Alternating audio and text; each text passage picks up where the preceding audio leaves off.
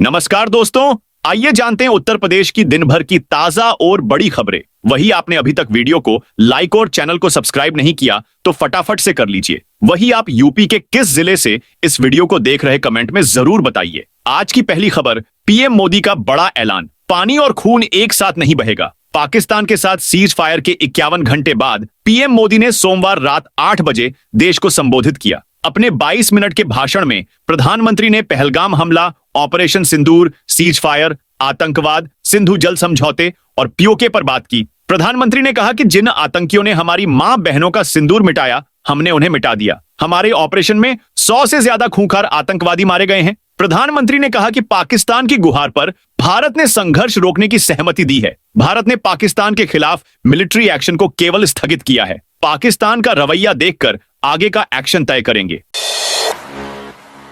केशव मौर्य बोले, चीन भारत को विकसित राष्ट्र बनते नहीं देख सकता, इसलिए पाकिस्तान की मदद करता है। पाकिस्तान बात बात पर भारत पर परमाणु बम से हमले की धमकी देता था। उसके उसी परमाणु बम के ठिकाने के पास जब भारतीय सेना ने ब्रह्मोस मिसाइल गिराई तो पाकिस्तान दुनिया के सामने युद्ध विराम को लेकर गिड़गिड़ाने लगा। उसके बाद युद्ध रुका। हमने पहलगाम की घटना का बदला पूरा किया है। चीन भारत को विकसित राष्ट्र बनते नहीं देख सकता, इसलिए पाकिस्तान की मदद करता है। यूपी के 50 जिलों में बारिश का अलर्ट। यूपी में अचानक मौसम का मिजाज बदल गया। एक पश्चिमी विक्षोभ के सक्रिय होने से प्रदेश के 50 जिलों में मौसम विभाग ने बारिश और तेज हवाओं का अलर्ट जारी किया है। इन जिलों में 30-40 किलोमीटर प्रति घंटे की रफ्तार से हवा चलेगी। वहीं पिछले 24 घंटे में प्रदेश के 15 से अधिक जिलों में तापमान 40 के पार चला गया। वाराणसी का तापमान 42.2 डिग्री सेल्सियस के साथ सबसे गर्म रहा। मौसम विभाग का कहना है कि आने वाले 3 से 4 दिनों में प्रदेश के ज्यादातर इलाकों में अधिकतम तापमान में 5 से 6 डिग्री तक की बढ़ोतरी के संकेत हैं। ताजमहल पर पाकिस्तान के अटैक का फर्जी वीडियो वायरल हो रहा। आगरा के ताजमहल पर पाकिस्तान के अटैक का फर्जी वीडियो रविवार को इंस्टाग्राम पर पोस्ट किया गया। इसमें ताजमहल के मुख्य गुंबद से आग की लपटें उठती हुई दिखाई दे रही हैं। फायर ब्रिगेड की गाड़ियां आग बुझाने में लगी हैं। लोग इधर उधर भाग रहे हैं। इसका पता चलते ही पुलिस की सोशल मीडिया सेल सक्रिय हो गई। जांच में पता चला कि वीडियो आर्टिफिशियल इंटेलिजेंस से बनाया गया है। इसके बाद ताज सुरक्षा पुलिस ने केस दर्ज किया। पुलिस अब वीडियो अपलोड करने वाले की पहचान कर रही है। यूपी में 350 से अधिक अवैध मस्जिदों और मदरसों पर कार्रवाई। नेपाल सीमा से सटे जिलों में सरकारी व निजी जमीनों पर अवैध तरीके से बनाई गई 350 से अधिक मस्जिदों व मदरसों पर कार्रवाई की जा चुकी है। इन स्थानों पर बुलडोजर चलाया गया। शनिवार और रविवार को भी 100 से अवैध निर्माण पर कार्रवाई की गई। यह अभियान अभी चलता रहेगा। कुछ स्थानों पर विरोध भी हुआ, लेकिन पुलिस व प्रशासन की सख्ती के आगे किसी की नहीं चली। संभल में सोशल मीडिया पर देश विरोधी पोस्ट डालने वाला गिरफ्तार। उत्तर प्रदेश के संभल में एक युवक को सोशल मीडिया पर देश विरोधी पोस्ट करने के आरोप में गिरफ्तार किया गया है। चंदौसी की कोतवाली बहजोई क्षेत्र के गांव अकबरपुर निवासी गुड्डू बेग ने फेसबुक पर एक विवादित रील पोस्ट की। आरोपी ने भारत के प्रधानमंत्री नरेंद्र मोदी और पाकिस्तान के पूर्व प्रधानमंत्री वसीम अकरम की तस्वीरों को एक साथ जोड़कर आपत्तिजनक पोस्ट किया। रील वायरल होने के बाद लोगों ने इस पर विभिन्न प्रकार की टिप्पणियां की। अविमुक्तेश्वरानंद बोले, हम किसके शासन में हैं? मोदी या ट्रंप? हम किसके शासन में रह रहे हैं? नरेंद्र मोदी या फिर डोनाल्ड ट्रंप? क्योंकि हमें जो समझ थी कि देश का नेतृत्व प्रधानमंत्री नरेंद्र मोदी कर रहे हैं, लेकिन पाकिस्तान के मामले में निर्णय कोई और ले रहा है। पूरा देश पाकिस्तान के खिलाफ खड़ा हो गया है। हम जैसे सन्यासी भी पाकिस्तान जाकर मुंहतोड़ जवाब देने के लिए कह चुके हैं। जब देश का कोई एक भी व्यक्ति विरुद्ध में नहीं बोल रहा था, ऐसे समय में भी हमारा निर्णय हमारा नेता न करे, बल्कि किसी दूसरे देश का चुना हुआ राष्ट्रपति हमारे देश के बारे में निर्णय लेने लगे, तो प्रश्न बहुत बड़ा खड़ा हो जाता है। यह बात शंकराचार्य अविमुक्तेश्वरानंद ने वाराणसी में कही। लखनऊ विकास प्राधिकरण से 21,000 फाइलें गायब। लखनऊ विकास प्राधिकरण से करीब 21,000 फाइलें गायब हो गई हैं। यह तब हुआ जब एलडीए ने एक कंपनी को फाइलें डिजिटली सेव करने के लिए दी थीं। डेटा सेव करने के बाद कंपनी ने फाइलें ही नहीं लौटाईं। बाद में जब इसका मिलान किया गया तो भारी गैप दिखा। एलडीए में प्राधिकरण दिवस और समाधान दिवस सहित आम दिनों में ऐसे सैकड़ों मामले सामने आ रहे हैं जिनमें प्लॉट से जुड़ी फाइलें गायब होने की शिकायत की गई। सूत्रों की माने तो एलडीए में करीब 21,000 फाइल गायब हैं। इसमें कई गंभीर मामलों से जुड़ी फाइलें भी थीं। इनके पीड़ितों को इंसाफ नहीं मिला पा रहा है। पाकिस्तान जिंदाबाद का लगाया स्टेटस। गिरफ्तार होने पर मुर्दाबाद मुर्दाबाद चिल्लाया। सोशल मीडिया पर पाकिस्तान जिंदाबाद का वीडियो लगाने वाला युवक गिरफ्तार होते ही ऐसा ढीला हुआ कि सुर ही बदल गए। पुलिस की गिरफ्त में रोता और पाकिस्तान मुर्दाबाद कहते नजर आया। उसका यह वीडियो खुद पुलिस ने जारी किया है, जो सोशल मीडिया पर वायरल हो रहा है। बरेली देवरनिया के गांव गिरधरपुर निवासी मोहम्मद साजिद ने अपने फेसबुक अकाउंट पर एक वीडियो शेयर किया था। इसमें कुछ युवक पाकिस्तान का झंडा लहराते हुए पाकिस्तान के समर्थन में नारेबाजी करते दिख रहे हैं। यह वीडियो पाकिस्तान का है, जिससे लोगों में आक्रोश फैला और उसे एक्स पर पोस्ट करके पुलिस से शिकायत की गई। इस पर देवरनिया पुलिस ने रिपोर्ट दर्ज कर रविवार रात गिरफ्तार कर लिया। सायरन बजते ही बंद हो जाएगी ट्रेन की लाइट। अब सायरन बजते ही चलती ट्रेनों की लाइटें बंद हो जाएंगी। भारत पाकिस्तान के बीच सीज फायर के बावजूद सतर्कता बढ़ती जा रही है। देश के विभिन्न राज्यों और कानपुर से होकर गुजरात, राजस्थान, जम्मू कश्मीर को जाने वाली ट्रेनों में अलर्ट जारी कर दिया गया है।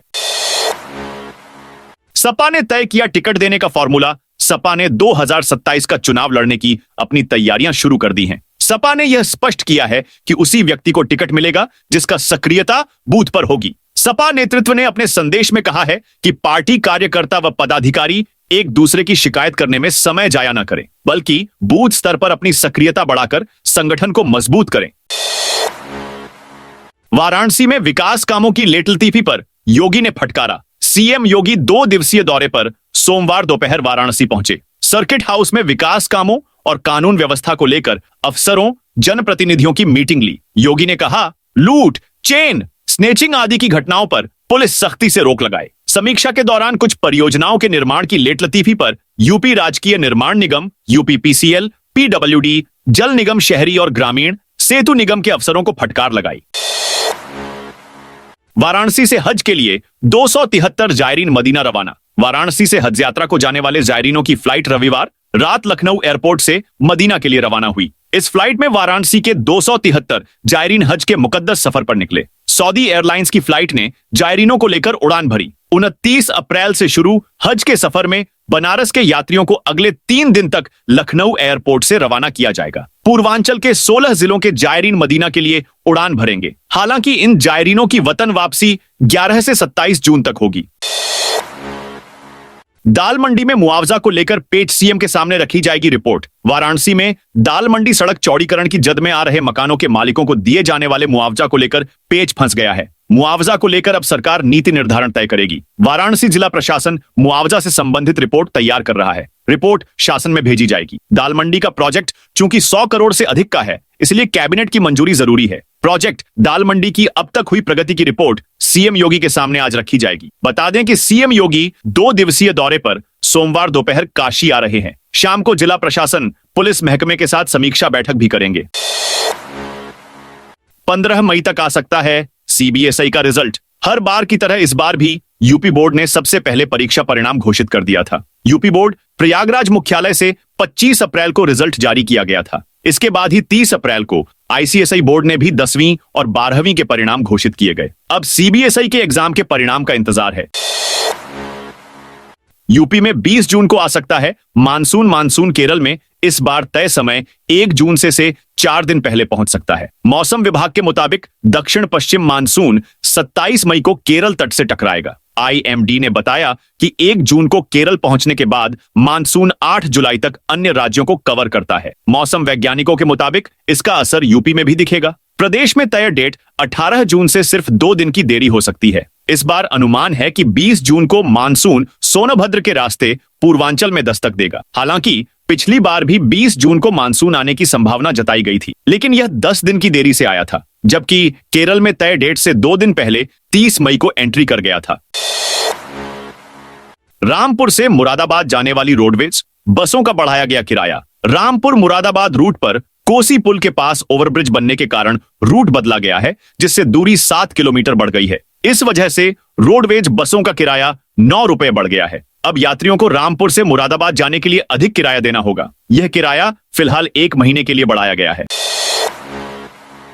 मानसून से पहले सीएम योगी ने अफसरों को दिया सख्त निर्देश, कहीं भी न हो जल भराव। मुख्यमंत्री योगी आदित्यनाथ ने गोरखपुर में विकास कार्यों और कानून व्यवस्था की समीक्षा की। उन्होंने वर्षा से पहले नालों की सफाई और घोड़ोइया नाला परियोजना को जल्द पूरा करने के निर्देश दिए। योगी आदित्यनाथ ने अधिकारियों से नागरिक सुविधाओं पर ध्यान देने, बिजली आपूर्ति सुनिश्चित करने और समस्याओं के निस्तारण में तेजी लाने को कहा। उन्होंने अपराधियों के खिलाफ कड़ी कार्रवाई जारी रखने के निर्देश दिए।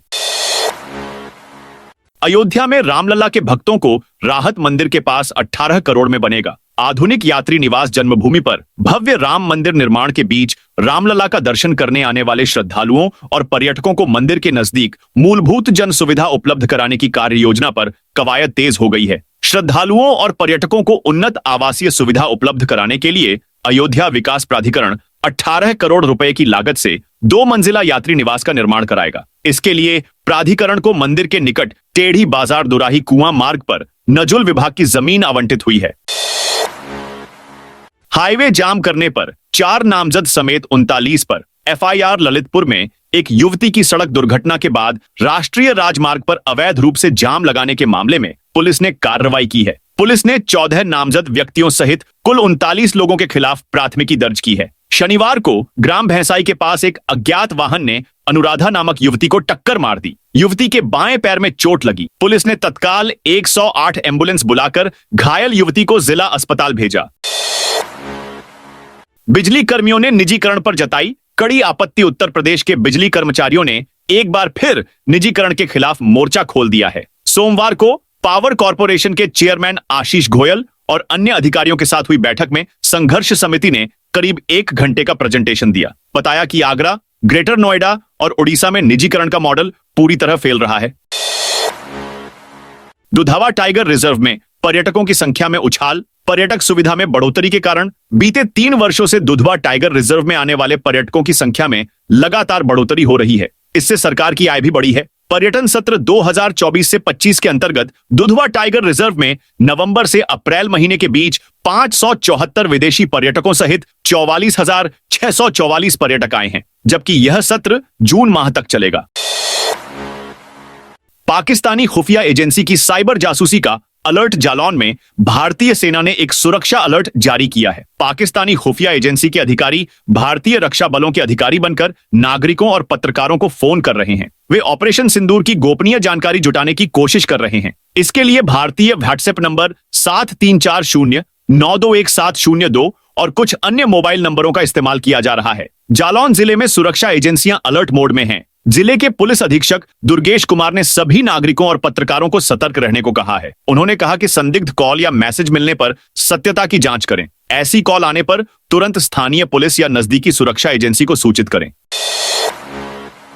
प्रयागराज में जोगिंदर कुमार ने संभाला पुलिस कमिश्नर का कार्यभार। प्रयागराज में पुलिस कमिश्नर पद पर नई नियुक्ति हुई है। 2007 बैच के आईपीएस अधिकारी जोगिंदर कुमार ने तीसरे पुलिस कमिश्नर के रूप में कार्यभार संभाल लिया है। कमिश्नरेट सिस्टम में पहले पुलिस कमिश्नर 1999 बैच के रमित शर्मा थे। उन्होंने अतीक अहमद और अशरफ के खिलाफ कार्रवाई की। उनके कार्यकाल में 50 से अधिक अपराधी जेल भेजे गए और सैकड़ों करोड़ की संपत्ति अटैच की गई। इसके बाद उनका स्थानांतरण बरेली एडीजी के पद पर हुआ।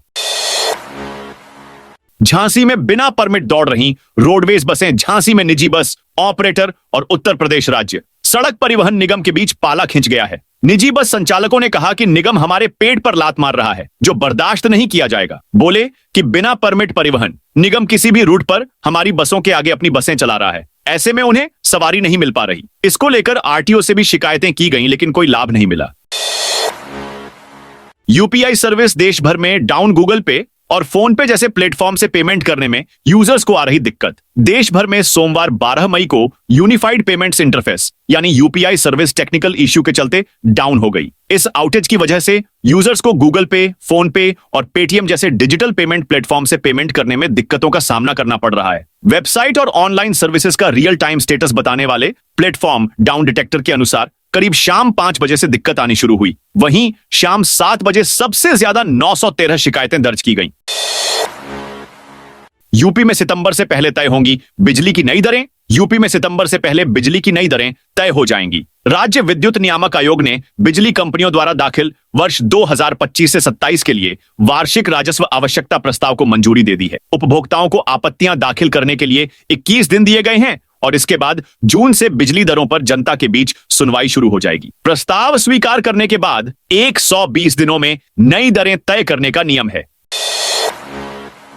मिर्जापुर में पुलिस की ताबड़तोड़ मुठभेड़। उत्तर प्रदेश में मिर्जापुर जिले में ऑपरेशन लंगड़ा के तहत जिले की पुलिस ने सोमवार को अलग अलग अपराधों में 4 अपराधियों को मुठभेड़ के बाद गिरफ्तार किया है, जिसमें से 3 के पैर में गोली लगी है। तीनों को अस्पताल में भर्ती कराया गया है। पहली घटना अहरौरा थाना क्षेत्र में 2 गो तस्करों को मुठभेड़ के बाद गिरफ्तार किया। अपर पुलिस अधीक्षक ने बताया कि अपराध रोकथाम एवं अपराधियों की धरपकड़ के तहत सोमवार को मुठभेड़ में 2 गौ तस्करों के पैर में गोली लगी। उनके पास से 25 गौंश और 2 अवैध तमंचा बरामद किया गया है।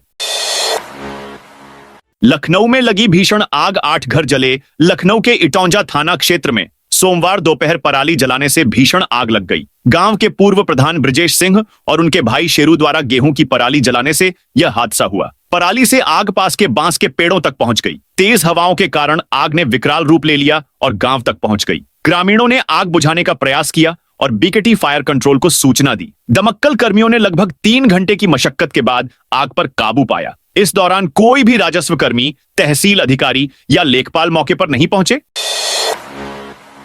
लखनऊ में कांग्रेस कार्यालय के बाहर एनएसयूआई की होर्डिंग इंदिरा गांधी होना आसान नहीं। लखनऊ में कांग्रेस कार्यालय के बाहर सोमवार को एनएसयूआई के राष्ट्रीय सचिव एडवोकेट प्रणव पांडेय ने भारत को इंदिरा की याद थीम पर होर्डिंग लगवाकर पूर्व प्रधानमंत्री इंदिरा गांधी को श्रद्धांजलि दी। इस मुहिम में 1971 के युद्ध में भारत की निर्णायक भूमिका और 1974 के पोखरण परीक्षण को साहसिक कदम बताते हुए कहा गया कि इंदिरा गांधी जैसा नेतृत्व विरला होता है। होर्डिंग में इंदिरा गांधी के ऐतिहासिक फैसलों को दिखाया गया। एक ओर पाकिस्तान को करारा जवाब देने वाली प्रधानमंत्री, दूसरी ओर परमाणु परीक्षण कर दुनिया को चौंकाने वाली नेता।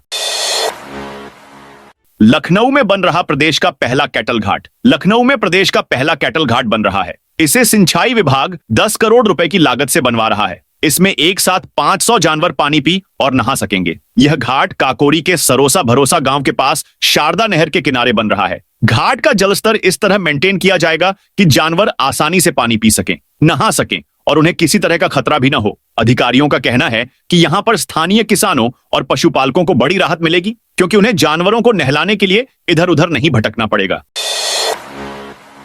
अयोध्या, अलीगढ़ व सहारनपुर में भी मिलावटखोरों पर कसेगा शिकंजा। प्रदेश के सभी मंडलों में मिलावटखोरों पर शिकंजा कसने के क्रम में सरकार ने एक और कदम आगे बढ़ाया है। अब इनके खिलाफ कम समय में कार्रवाई होगी और मानव जीवन से खिलवाड़ करने वालों को सख्त से सख्त सजा भी मिलेगी। प्रदेश के 3 और मंडलों में अगले महीने यानी जून से 3 नई मंडलीय खाद्य एवं औषधि प्रयोगशालाओं में जांचें शुरू कर दी जाएंगी। अयोध्या, अलीगढ़ और सहारनपुर में बनाई गई नई प्रयोगशालाओं के शुरू हो जाने से खाद्य पदार्थों तथा औषधियों के नमूनों की जांच में तेजी आएगी। यहां पर सालाना 18,000 अधिक नमूने जांचे जा सकेंगे। नई बनाई जा रही 12 मंडलीय खाद्य एवं औषधि प्रयोगशालाओं के लिए विभाग को 1,200 नए लैब टेक्नीशियन भी जल्द मिलने वाले हैं।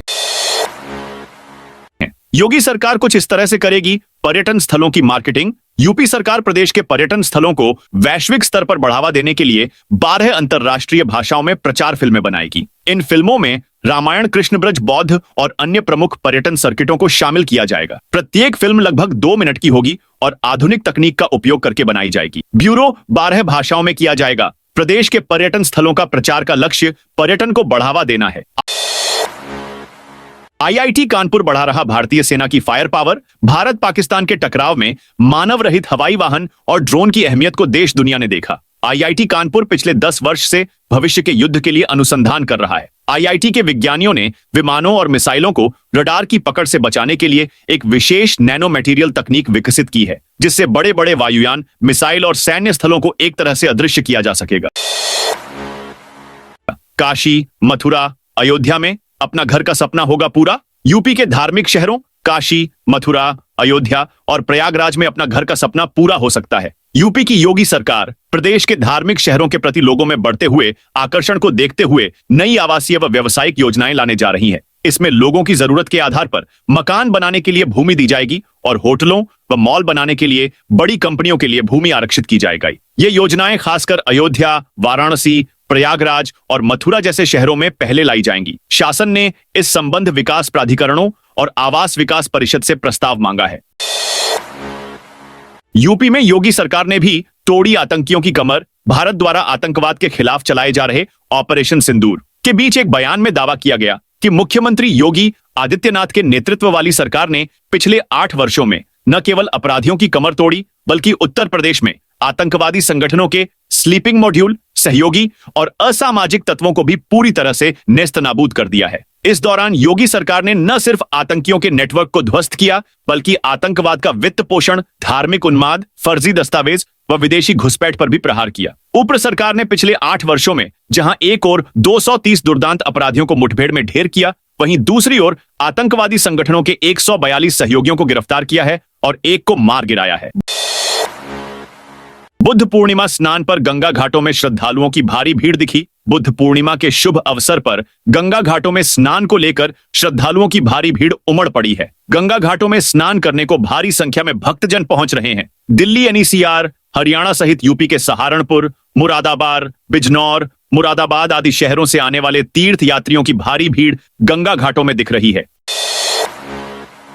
मिशन 2027 की तैयारियों में जुटे अखिलेश यादव समाजवादी पार्टी सपा के अध्यक्ष अखिलेश यादव ने पार्टी कार्यकर्ताओं से वर्ष 2027 के उत्तर प्रदेश विधानसभा चुनाव की तैयारियों में पूरी ताकत से जुटने का आह्वान करते हुए रविवार को कहा कि प्रदेश की तमाम समस्याओं का समाधान सिर्फ पीड़िते, पिछड़े, दलित और अल्पसंख्यक वर्ग सरकार ही कर सकती है।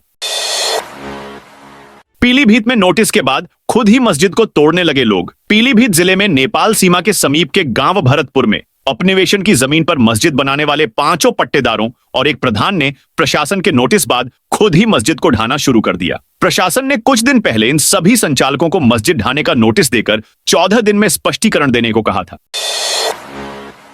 लंदन से काशी पहुंची बांग्लादेशी महिला ने अपनाया सनातन धर्म। काशी में एक बांग्लादेशी मूल की मुस्लिम महिला अंबिया बानो ने अपने पूर्वजों द्वारा की गई भूल को सुधारते हुए पुनः सनातन धर्म को अख्तियार किया। अंबिया बानो से अंबिया माला बनी महिला अपने धार्मिक अनुष्ठान में 27 साल पहले गर्भ में मारी गई अपनी बेटी के मोक्ष की कामना के लिए काशी पहुंची और दशाश्वमेध घाट पर पिंडदान किया। पिंडदान का कर्मकांड काशी के प्रख्यात पुरोहितों के सानिध्य में 5 वैदिक ब्राह्मणों ने संपन्न कराया।